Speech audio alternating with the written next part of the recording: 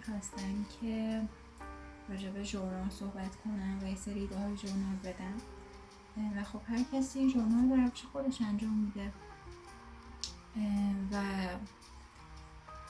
کلا هدف از ژورنال کردن به نظر من برای من خالی کردن ذهنمه و همینطور برای اینکه تو آینده به یاد بیارم که تو فلان سن، تو این سن من 16 سالگی چجوری بودم و اینا. حالا این ژورنالمه که اینا رو بهش آویزون کردم، خیلی گوگلی یه سری محتواشو بهتون نشون میدم، امیدوارم که از این ایده ها استفاده کنم. یکی از موضوعی که راجبش نوشتم این بود که چیزای رمانتیکیه که میخوام تجربه بکنم که خب برای من یه پیکنیک رفتن خودش خیلی چیز رمانتیکیه، همینطور کنار چشمه نشستن، کنار آب نشستن، یه وقتی بارون میاد بریم قدم بزنیم، اینا چیزایی که من واقعا میخوام تجربه کنم. یه ایده دیگه مثلا میتونین آهنگ مورد علاقتون باشه که متنشو بنویسیم و براش یه سری نقاشی بکشید.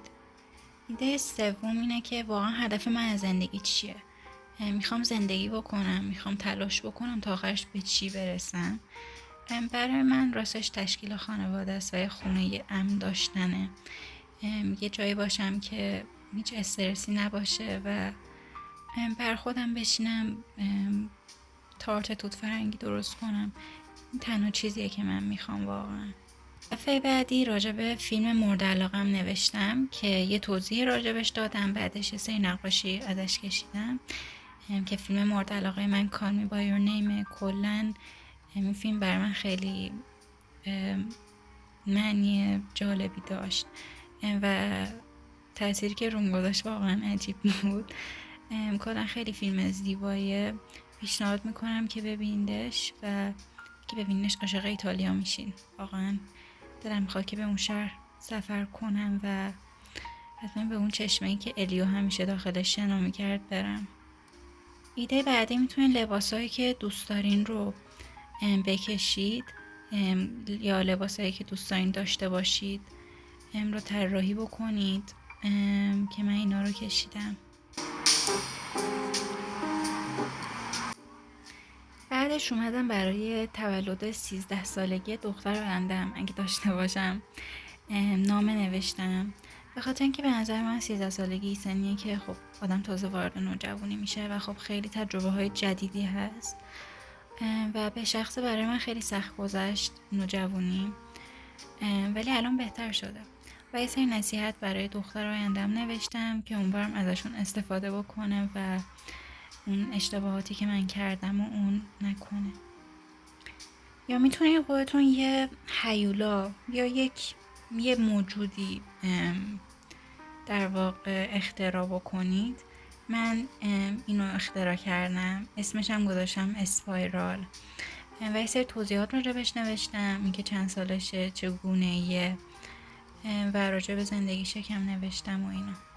تو این دوتا صفحه، تو صفحه سمت چپ اومدم یه سری آهنگ هست که خب یه سری متناش واقعا باشون همزاد پنداری میکنم.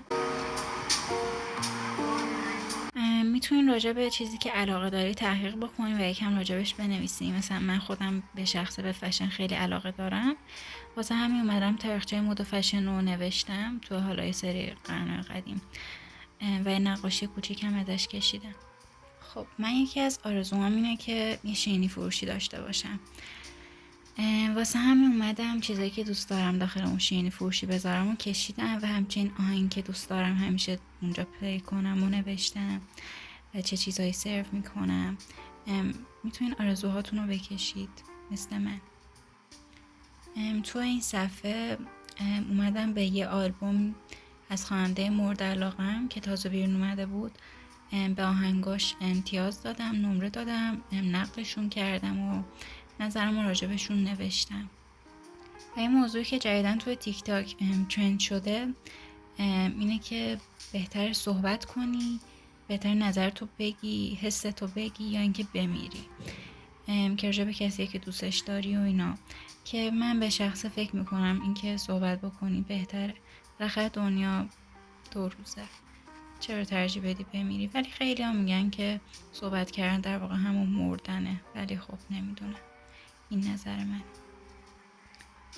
این صفحه یه شعر از یکی از شاعرای معروف، یکی از شعرهای معروفشه، درخت انجیر از سیلویا پلث، که حالا راجب چیه؟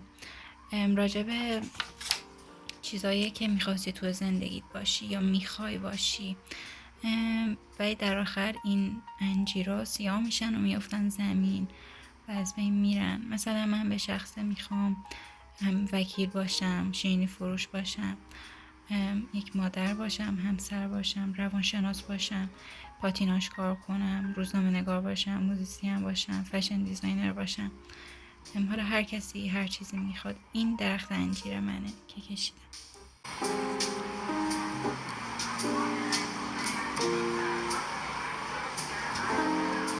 بعدش موقع عید اهدافم برای سال دیگه که 1450 یعنی همین سال نوشتم و همچنین یه نامه برای 29 اسفند 1405 نوشتم که ببینم آیا تو اون یه سال به چیزایی که میخوام میرسم یا نه. اینجا چند تا توت فرنگی کشیدم همینطوری. بعدش فیلم لالالندو که دیدم اومدم نقدش کردم و راجبش صحبت کردم که میتونین هر فیلمی که دوست دارید رو ببینید و خب راجبش صحبت بکنید.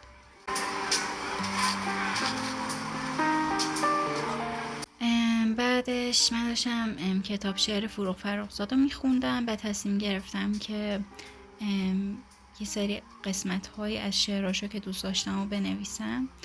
اون مورد علاقه هم بین اینا ای ستاره ها چه شد که او مرا نخواست، ای ستاره ها ستاره ها ستاره ها، اینم خیلی دوست دارم.